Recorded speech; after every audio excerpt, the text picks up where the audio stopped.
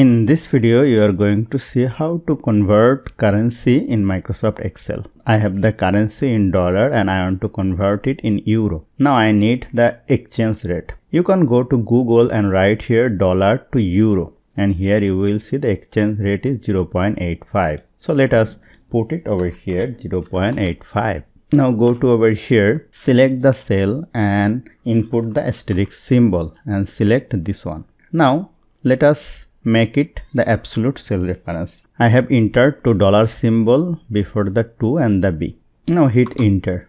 Drag it down and you will see the result. If you want to change the symbol, select the data, go to home, go to over here, go to more number format, go to accounting, and here you will find the symbol of the euro.